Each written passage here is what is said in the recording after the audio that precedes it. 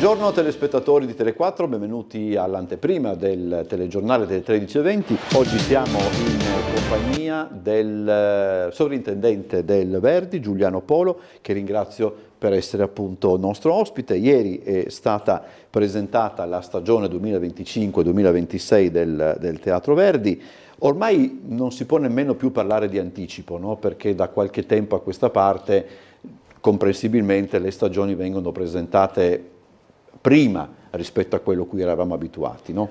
Sì, cerchiamo di presentarle in anticipo anche perché c'è un fenomeno abbastanza presente, che è quello del turismo musicale, che vede coinvolta anche Trieste decisamente, quindi c'è molto pubblico anche proveniente dall'estero che è interessato alle stagioni, quindi programma le sue visite. Abbiamo avuto oggi una prenotazione per Rigoletto da Honolulu, per cui diciamo, insomma, questo ovviamente è un caso così, ma quindi presentare prima ci è utile anche da questo punto di vista, però è anche un segnale, se mi posso permettere, di capacità di programmazione. Sì, ecco, beh, diciamo, certo, sì, certo. Ecco.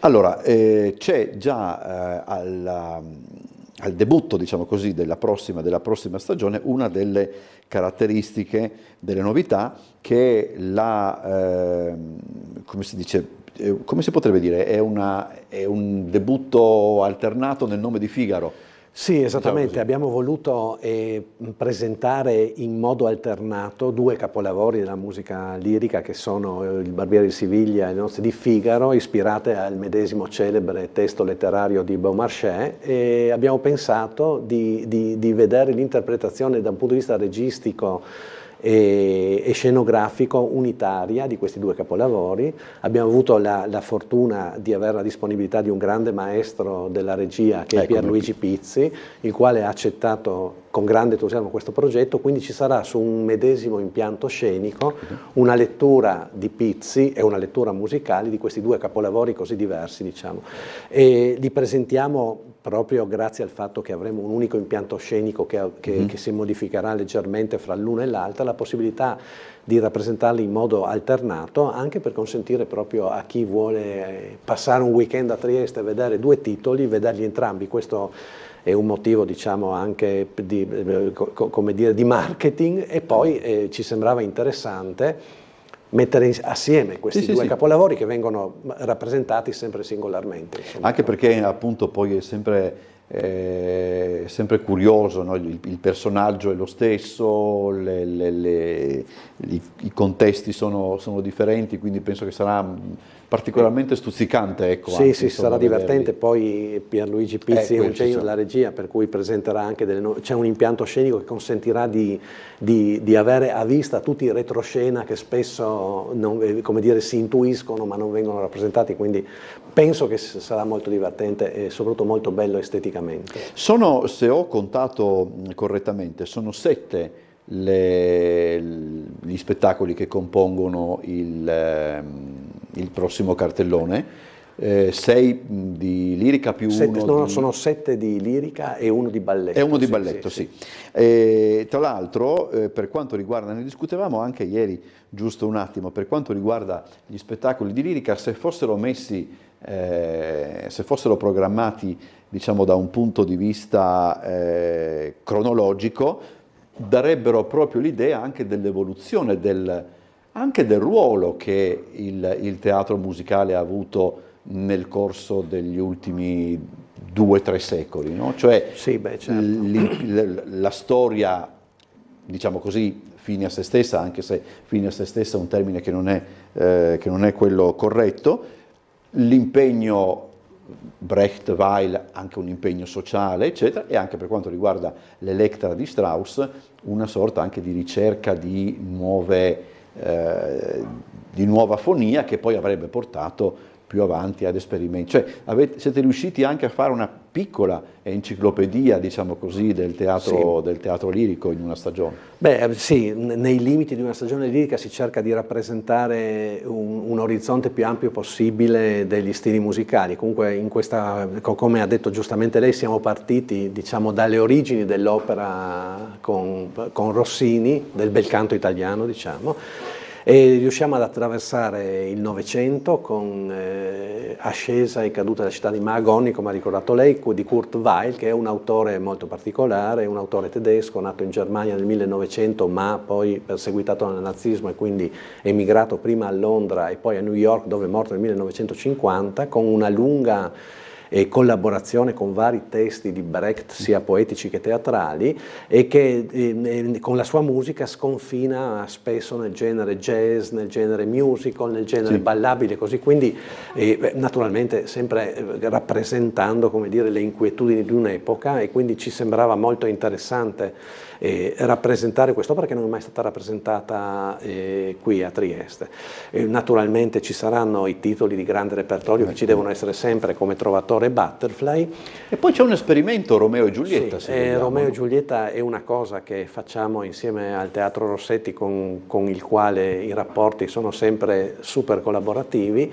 Lì ci sarà la possibilità di vedere la rappresentazione della tragedia di Shakespeare di Romeo e Giulietta, sia nella versione celebre di Charles Gounod, quindi come opera lirica, sia nella versione in prosa che sarà curata da Paolo Valerio, che anche immaginerà un unico impianto scenico sul quale si alterneranno i due spettacoli, che potranno essere quindi goduti al Teatro Verdi sia dal pubblico tradizionale nostro che da quello del Rossetti. Quindi anche questo è un esperimento abbastanza innovativo, insomma, si potrà vedere l'approccio diverso delle due forme di teatro, e quindi pensiamo che sia una proposta interessante. E comunque lì è tutta colpa del frate.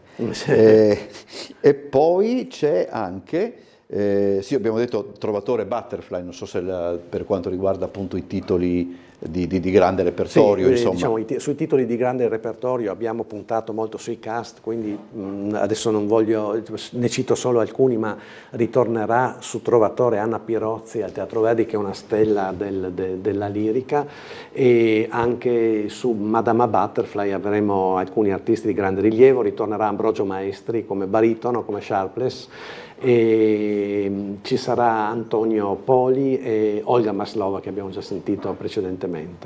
E quindi questi due titoli sono su allestimenti non nuovi.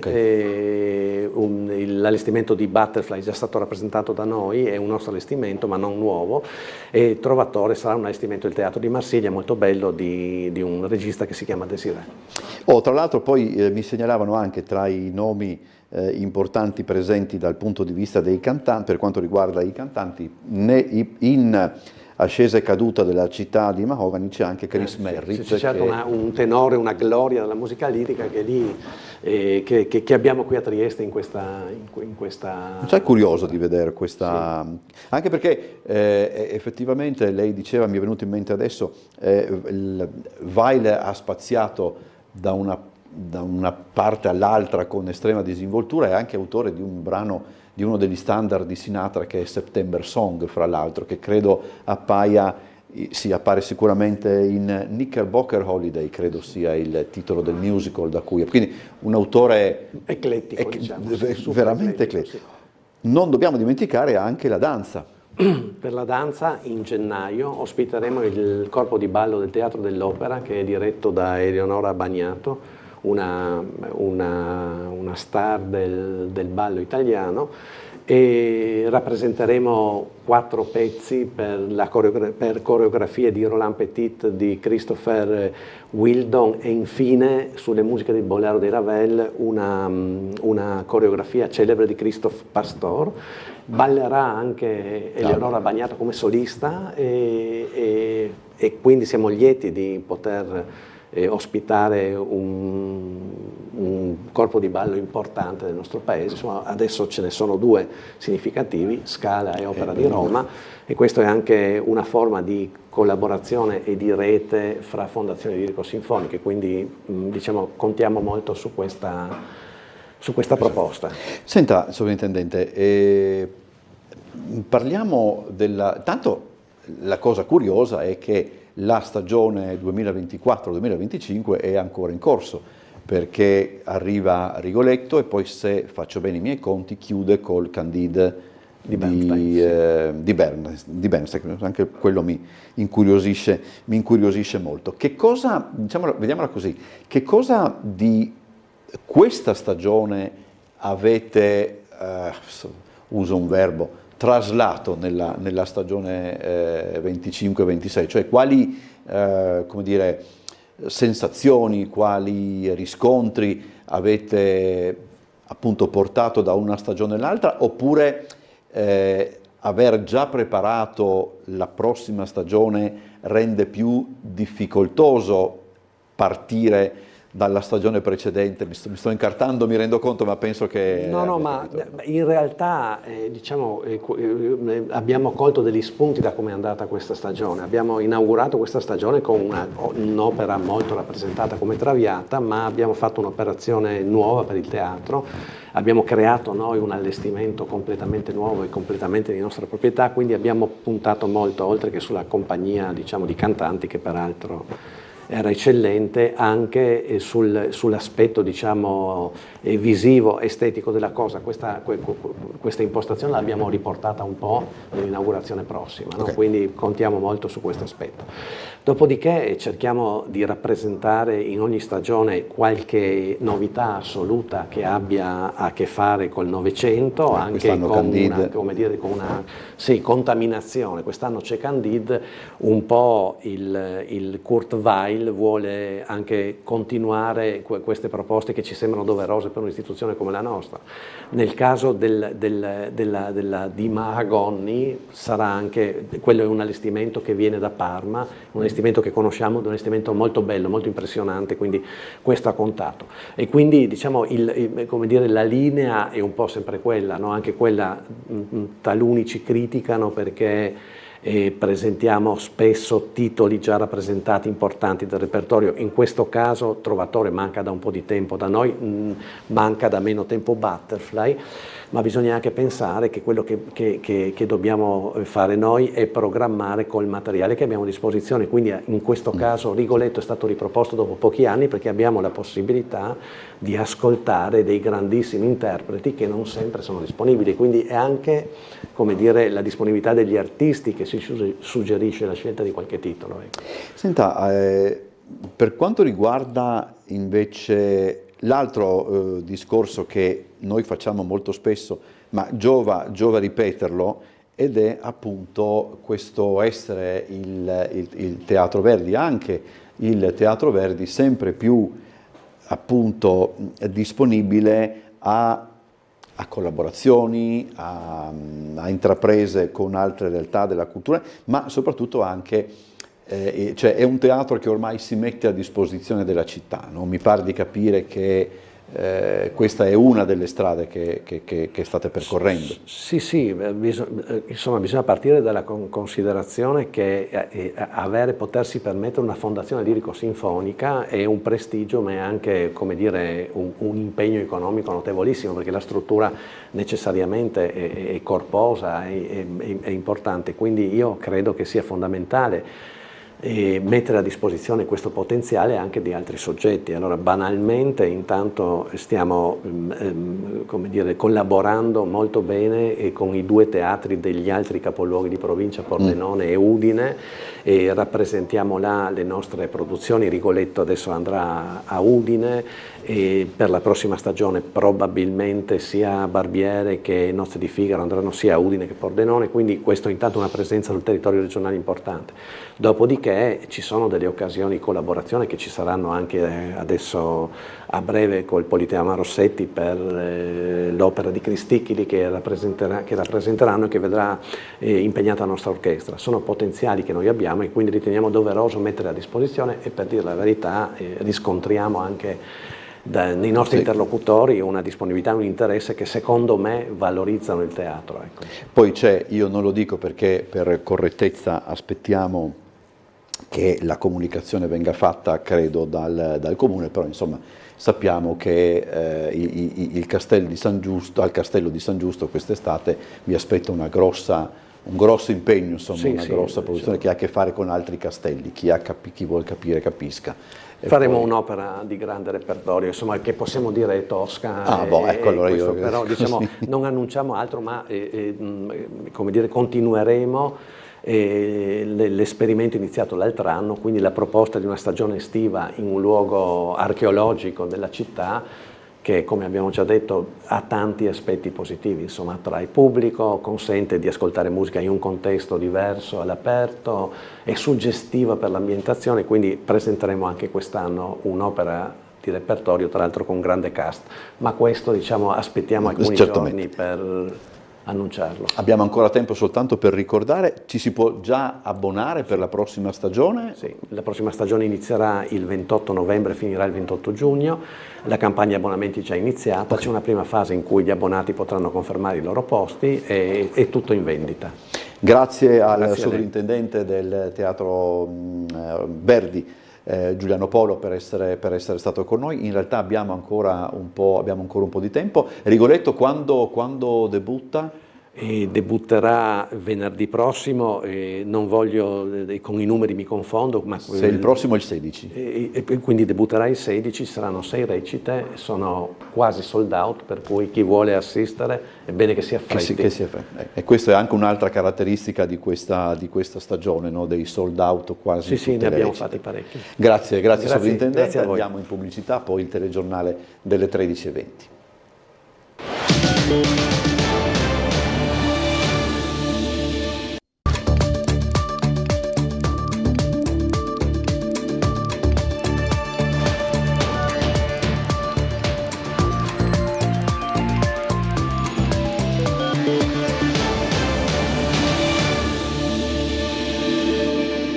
Buongiorno telespettatori di Tele4, benvenuti a questa edizione del nostro telegiornale che cominciamo ancora una volta tornando alla galleria di Viale D'Annunzio, diciamo così, non è propriamente questo il nome della struttura, ma insomma l'idea di trasformarla in un parcheggio e di realizzare poi una metropolitana pedonale, l'abbiamo anticipata noi ieri con un servizio e viene confermata dall'assessore Babuder. Vediamo. Soluzioni a lungo termine ovviamente comportano anche delle ipotesi progettuali che voi ieri avete in qualche maniera svelato. Dall'ampliamento di Parco San Giusto allo sfruttamento della galleria di Viale D'Annunzio che si collega con quella di San Vito, prevedendo un sistema di pedane mobili in grado di portare cittadini e turisti alla parte retrostante del parcheggio di Via del Teatro Romano. Non solo un collegamento, ma anche un'infrastruttura sotterranea che garantisca altri posti macchina. Un'opera indirizzata sul lungo termine che già la nostra emittente ieri ha svelato come concrete ipotesi. La necessità è quella di gestire al meglio la viabilità cittadina, visto l'esponenziale crescita del numero di turisti presenti tutto l'anno in città. Abbiamo l'obbligo anche di definire e di far occupare primariamente i parcheggi che ci sono di cintura, quindi per creare quel grande anello che consenta anche delle più ampie pedonalizzazioni. La nostra controproposta, diciamo così, in termini amichevoli, che poi viene rivolta a Interparking, ma che potrà essere rivolta anche ad altri soggetti, è quella di sfruttare invece anche le gallerie e quindi dei percorsi suburbani di cui la nostra città è densamente, dico per il passato purtroppo piena, ma che devono diventare una ricchezza sia, come avete dimostrato, in termini di mobilità pedonale, possibilità di costruire dei parcheggi interrati e al contempo di collegare il centro cittadino, San Giacomo, San Giusto, arrivando anche fin dietro al Teatro Romano. Parliamo di un'opera imponente che deve tenere conto di molteplici fattori. La necessità di garantire anche un accesso dalla zona sud, da chi proviene da oltre la galleria, e di far sì che chi proviene oltre la galleria abbia un sistema o di parcheggio o di trasporto funzionale per arrivare anche in centro. Quindi l'allargamento che si potrebbe sviluppare anche con il soggetto gestore di Interparking potrebbe essere proprio questa prima ipotesi di studio. Più in generale e per il breve termine, per decongestionare il traffico cittadino, l'amministrazione comunale e i vari gestori sostengono che serve un sistema di indirizzamento ai parcheggi. Proprio io li ringrazio perché la prossima settimana avremo un incontro tecnico presso i miei uffici proprio su questo e per definire quali sono anche le disponibilità dei diversi soggetti gestori di parcheggi e di strutture pubbliche che operano a Trieste. Torniamo a parlare purtroppo di aggressioni a personale sanitario. L'ultimo episodio è avvenuto, pensate, addirittura a bordo di un'ambulanza.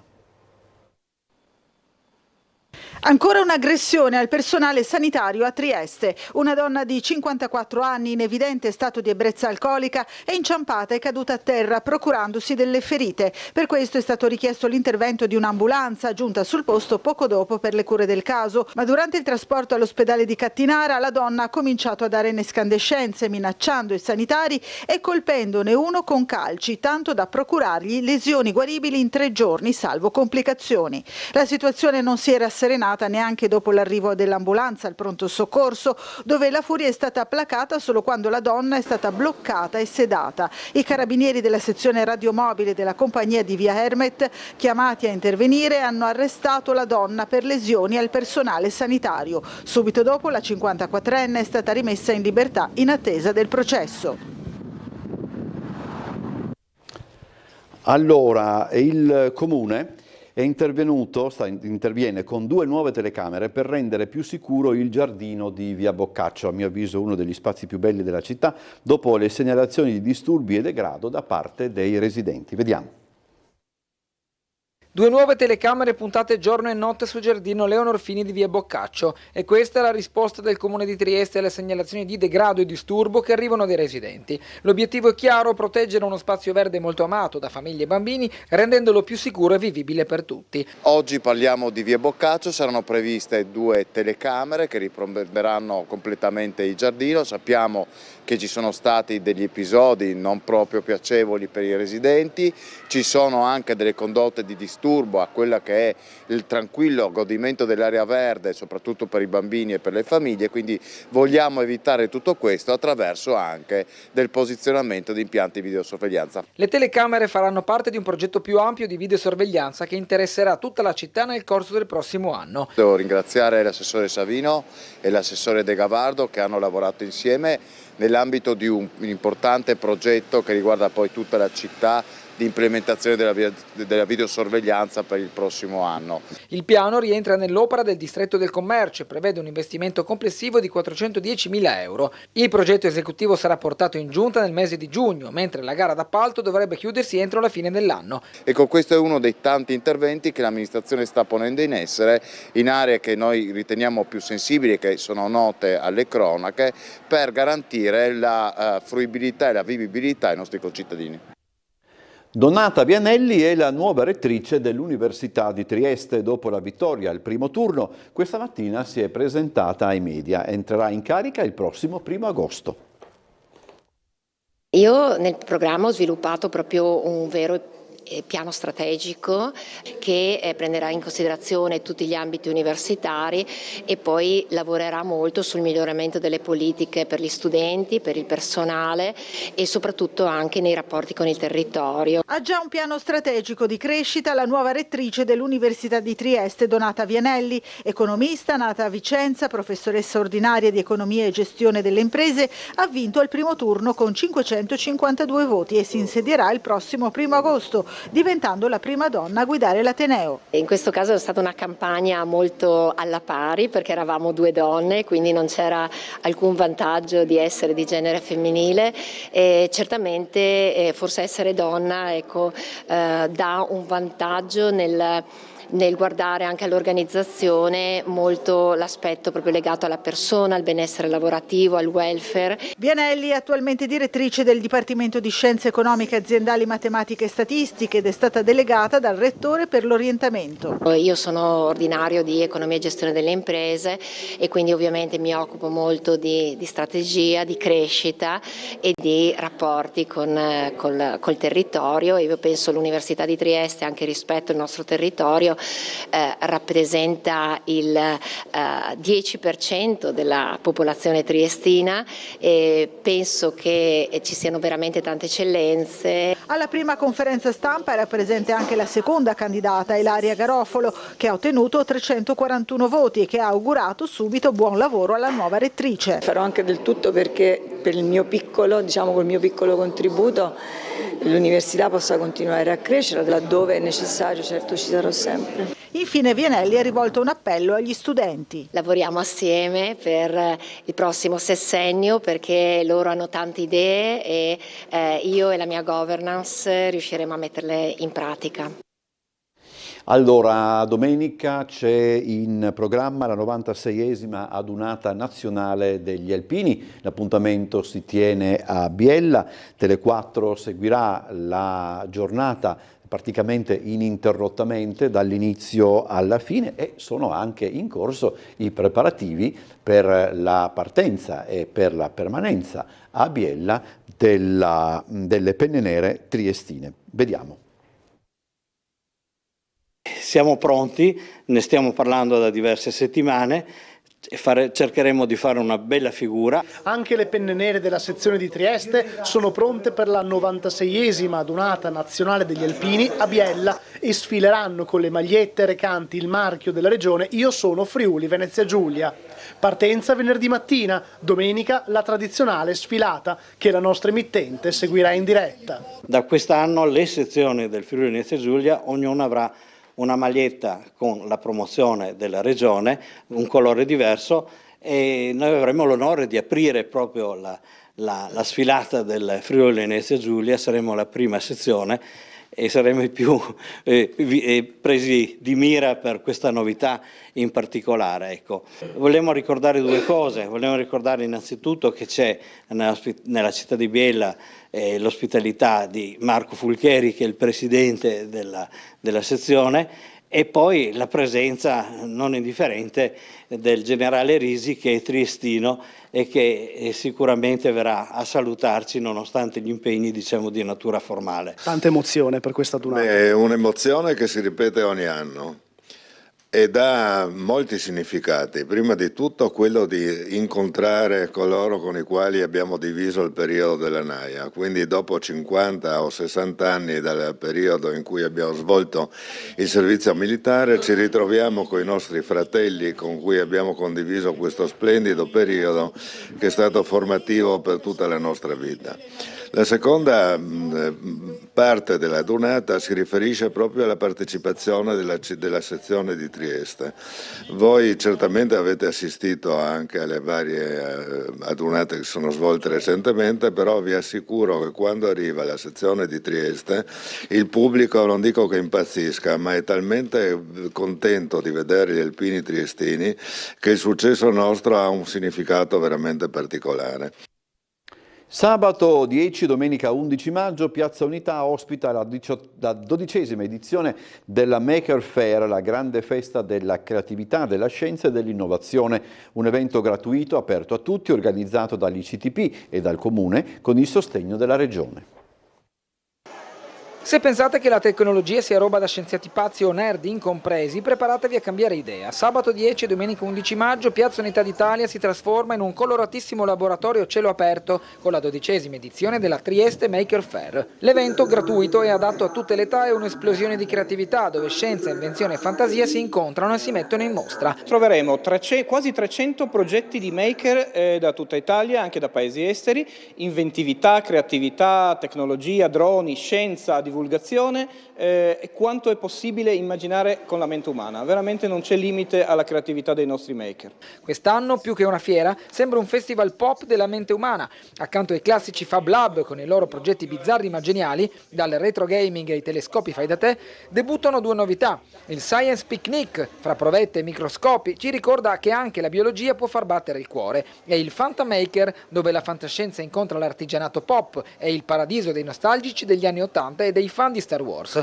Avremo sicuramente un exploit di intelligenza artificiale, avremo anche due novità interessanti dal punto di vista degli eventi collaterali: Science Picnic, divulgazione scientifica, tecnologia che si unisce alla scienza, con degli eventi già il venerdì mattina al Teatro Miele, poi il venerdì sera, una bellissima conferenza, e poi abbiamo il Fantamaker, quindi la commistione di fantascienza e scienza con i maker che diventano appassionati di fantascienza e mostrano un po' di tutto quello che la loro fantasia gli permette di creare. Tra spade laser, ukulele, giardini psichedelici, Tesla, coil che suonano musica e laboratori di robotica per bambini, sarà difficile non incuriosirsi. Dietro le quinte un esercito di maker, più di 270, da Trieste alla Colombia, pronti a stupire con prototipi e invenzioni. E se tornerete a casa con qualche idea stravagante e la voglia di costruire un robot con ciò che trovate in cantina, la missione sarà compiuta. Come dice il claim dell'evento, "We are all makers", dopo tutto.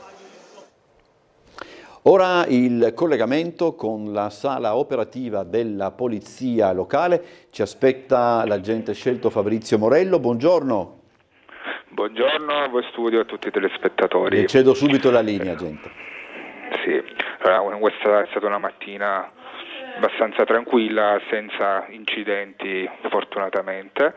Solo qualche intervento di routine. Volevo segnalarvi che a causa di uno scavo urgente per la manutenzione della rete dell'acqua in strada di Fiume Fronte 112 ci sarà l'adozione di un senso unico alternato con i movieri della ditta sul posto. Inoltre questa sera ci sarà la chiusura della via dell'Istra e via Carnaro all'altezza del ponte per effettuare delle prove statiche sul ponte stesso. Ci saranno anche dei divieti di sosta e fermata 30 metri prima del ponte. Oggi e domani ci saranno le riprese con drone della trasmissione televisiva Linea Verde in diverse zone della città, quindi volevo avvisare i cittadini di non preoccuparsi se vedono un drone che gira per la città. Questo per oggi è tutto. Grazie agente, buona giornata e buon lavoro. Buona giornata. Dunque, in anticipo rispetto al consueto, il Teatro Verdi ha presentato la prossima stagione di opere e balletti che partirà con 2 spettacoli che si alterneranno in scena. Vediamo. I 7 spettacoli, uno in più rispetto a quella ancora in corso, che compongono la stagione 2025-2026 del Teatro Verdi, presentata ieri con notevole anticipo, se messi in fila cronologicamente potrebbero raccontare come il teatro musicale classico, Il Barbiere di Siviglia, Le Nozze di Figaro, Il Trovatore, Romeo e Giulietta, Madama Butterfly, abbia poi attraversato il territorio della ricerca fonica, Electra di Richard Strauss, ed abbia proposto momenti di riflessione e denuncia, ascesa e caduta della città di Mahogany.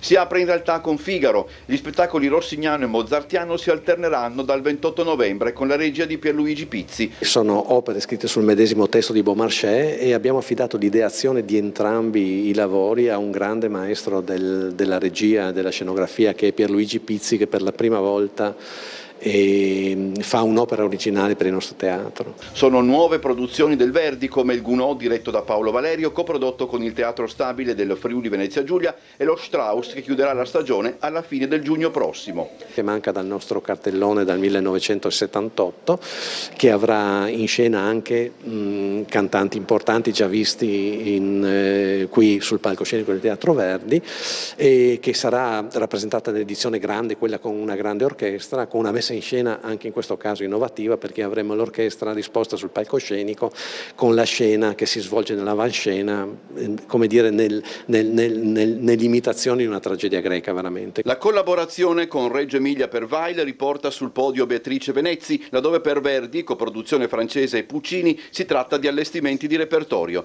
Detto dello spettacolo di danza Petit, Weldon e Pastor, ci sarà Eleonora Abagnato, resta da sottolineare la presenza di artisti del calibro di Anna Pirozzi, Yusuf Eyazov e Chris Merritt, di Enrico Calesso, direttore stabile del Verdi sul podio, e fra i registi di Henning Brockhaus. Per il momento la Film Commission regionale non si preoccupa più di tanto delle minacce del presidente Trump in merito all'introduzione di dazi sulle pellicole non statunitensi. Certo è però che la situazione verrà monitorata di continuo. Circola finalmente in rete da qualche giorno il trailer del film Heads of State. Vi ricordate 2 estati fa le riprese in centro di alcune scene mozzafiato? Bene, il film sarà visibile su Amazon Prime in estate. Bisognerà attendere qualche mese anche per trovare, ma stavolta su Netflix, il sequel di The Old Guard con Charlize Theron, che era stato girato a Trieste ben 3 anni fa e che, pare evidente, ha avuto qualche problema in sede di montaggio e post-produzione. Intanto in Friuli Ridley Scott gira un film post-apocalittico, The Dog Stars. Fra pellicole e serie TV già girate in attesa di passare fra grande schermo e piattaforme, l'attività legata al mondo del cinema in Friuli Venezia Giulia non si ferma, né al momento preoccupa la minaccia del presidente statunitense Donald Trump di imporre dazi del 100% alle pellicole non prodotte negli Stati Uniti. In ogni caso, i vertici della Film Commission regionale tengono alta l'attenzione in merito al problema, che in effetti è assai più complesso di quanto possa sembrare e da più di un punto di vista. L'annuncio di Trump, secondo alcuni, sembra ancorato ad una visione superata. Per tutta una serie di ragioni, infatti, i film sono frutto di coproduzioni e a volte neppure la lingua originale della pellicola è fattore dirimente. È anche vero che Netflix, Disney Plus ed Amazon, per ragioni economiche, scelgono di non girare a Hollywood i film e soprattutto le serie televisive, basti pensare al Trono di Spade. Certo, se l'idea del presidente statunitense andasse in porto, le ricadute negative anche nella nostra regione, che da anni presta il proprio territorio alla fantasia di più di un autore e di più di una produzione straniera, sarebbero piuttosto preoccupanti, per cui, par di capire, meglio non adottare l'atteggiamento di Rossella O'Hara. Dopotutto, domani è un altro giorno.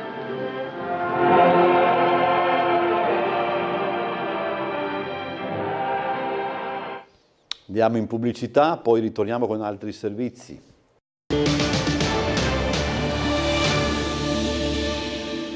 Rientriamo in studio, è prevista per il 14 maggio l'inaugurazione della nuova piazza di Roiano e durante Sveglia Trieste ieri il sindaco di piazza ha aperto a un tavolo di confronto con le opposizioni sulla spinosa questione dell'asilo. Inauguriamo anche, per cui vi invito già da adesso. Siccome il sindaco ha parlato di Roiano, magari gli è sfuggito, ma un po' di tempo fa gli ho scritto anche a nome degli altri capogruppo di opposizione per poter essere ricevuti per avviare un dialogo che possa sbloccare lo stallo dell'asilo di Roiano. Quindi gli chiedo se vuole darci una disponibilità di incontrarci per parlarne e provare a trovare una soluzione insieme. Intanto li invito all'inaugurazione di tutta la piazza e dopo sto già trovando la soluzione anche per la scuola, una delle più belle scuole che dico a livello nazionale, probabilmente una delle più belle scuole, per cui ci metteremo attorno a un tavolo, santo Dio, troveremo una soluzione. La piazza di Roiano sarà dunque inaugurata il 14 maggio con una grande festa di quartiere. Ad annunciarlo il sindaco Roberto Di Piazza, che è in collegamento nella nostra trasmissione con in studio l'esponente dell'opposizione Paolo Altin, ha anche aperto alla richiesta di un tavolo per discutere del nuovo asilo nido. Vuoi incontrare l'opposizione su questo? Con gran piacere, loro sanno che la mia porta è sempre aperta. La spinosa questione che divide centrosinistra e centrodestra, ma che crea malumori anche nella stessa maggioranza, è ormai nota. L'amministrazione vorrebbe affidare a un soggetto privato metà dei 60 posti della nuovissima struttura, mai avviata benché ultimata da circa un anno nell'ambito dei vari lotti che hanno riqualificato l'intera area dell'ex caserma della Polstrada. Ringraziamo il sindaco per la disponibilità a incontrare i capigruppo di opposizione sull'asilo di Roiano. Noi ci rendiamo conto che questo stallo crea un grave danno alle famiglie, di questo siamo consapevoli, però non possiamo accettare che questa struttura realizzata con soldi pubblici venga data chiave in mano ad un privato, questo no. Forse ci sono delle altre strade che possiamo percorrere, quindi speriamo il sindaco ci dia la possibilità di parlarne insieme per dare effettivamente una risposta alle famiglie che questo asilo lo aspettano da fin troppo tempo. L'ipotesi che la frattura della vertebra toracica rinvenuta sul corpo di Liliana Resinovic sia da collocare come lesione post mortem dai consulenti della procura viene bollata come una ricostruzione fantasiosa. Ad ogni modo, per fugare ogni dubbio, saranno ripetuti alcuni esami. Si procederà con nuove analisi della frattura sulla vertebra toracica T2 rinvenuta sul cadavere di Liliana Resinovic per fugare ogni dubbio. Secondo quanto appreso, i consulenti della procura ritengono fantasiosa l'ipotesi che la lesione sia stata prodotta dopo la morte della donna e non escludono che approfonditi esami possano essere ripetuti per far luce sul mistero. Di parere differente alcuni consulenti di parte. Quella frattura è stata prodotta per errore, per una manovra sbagliata in sede di prima autopsia. Il mistero si infittisce. È emersa l'indiscrezione che racconta di un giovane preparatore anatomico che si sarebbe presentato agli investigatori raccontando di aver eseguito alcune manovre sul cadavere della 63enne che potrebbero aver procurato quella frattura, poi evidenziata dalla consulenza medico-legale dell'antropologa forense Cristina Cattaneo dopo il secondo esame autoptico. Il pubblico ministero Ilaria Iozzi, titolare del fascicolo che vede il marito di Liliana, Sebastiano Visintin, come unico indagato, attende di ascoltare questo giovane tecnico. Intanto però i consulenti della procura, raggiunti dalla notizia di questa nuova ipotesi, difendono l'altra, quella che la lesione sia stata provocata immediatamente prima della morte della donna, fatto che spiegherebbe lo scenario omicidiario con Liliana Resinovic strangolata da dietro con un movimento meccanico tipo avambraccio cinto attorno al collo. In attesa di più precise risultanze, un solo dato rimane certo, che da consulenze e controconsulenze sembrano arrivare più dubbi che risposte. Maxi truffa ai danni di un'anziana a Asgonico, rubati 13.000 euro fra contanti e gioielli, il truffatore, è stato incastrato dalle telecamere. È riuscito a raggirare un'anziana di 82 anni residente a Asgonico e le ha rubato contanti e gioielli per un valore complessivo di 13.000 euro, una truffa ben orchestrata con tanto di viaggio in treno da Napoli a Trieste e ritorno. Il truffatore però, un 46enne di origine campana, già noto alle forze dell'ordine, è stato rintracciato dai carabinieri della stazione di Prosecco. Un episodio che risale a gennaio. Secondo quanto ricostruito dai militari dell'Arma, tramite dei complici, l'uomo avrebbe contattato telefonicamente l'anziana, spacciandosi per carabiniere. Con voce sicura e tono allarmato, il malintenzionato ha raccontato alla donna che il figlio era stato coinvolto in un grave incidente stradale e che per evitare guai legali era necessario consegnare immediatamente 13.000 euro a un incaricato come cauzione. Pochi minuti dopo si è presentato alla porta dell'anziana il finto carabiniere in abiti civili che ha ritirato 1.500 euro in contanti, nonché gioielli in oro del valore di 10.000 euro più altri monili. La vittima, visibilmente scossa, dopo aver consegnato il denaro, ha contattato il figlio ed è in quel momento che la donna ha capito di essere stata raggirata. Da qui la denuncia ai carabinieri che hanno fatto scattare le indagini. Da subito i militari hanno acquisito tutti i sistemi di videosorveglianza possibili. I carabinieri sono riusciti a individuare un taxi che nell'orario compatibile con la denuncia aveva accompagnato un uomo dalla stazione ferroviaria di Trieste nei pressi dell'abitazione della signora per poi tornare indietro. I successivi accertamenti, mediante la comparazione di immagini con le banche dati delle forze di polizia, hanno consentito di identificare con certezza l'autore del reato. Il 46enne campano, dopo aver messo a segno la truffa, era rientrato con il treno in serata a Casoria, nel napoletano, luogo di residenza. Le indagini condotte e coordinate dal sostituto procuratore del Tribunale di Trieste, Andrea Laganga, hanno permesso di richiedere e ottenere dal giudice per le indagini preliminari la misura cautelare, poi eseguita nel carcere di Vicenza, dove il 46enne già si trovava dalla fine del mese di marzo per una truffa analoga. È tutto, vi ricordo l'appuntamento delle 17.55 con Trieste in diretta e poi, come sempre, quello delle 19.30 con l'edizione serale del telegiornale. Buon pomeriggio a tutti e a più tardi.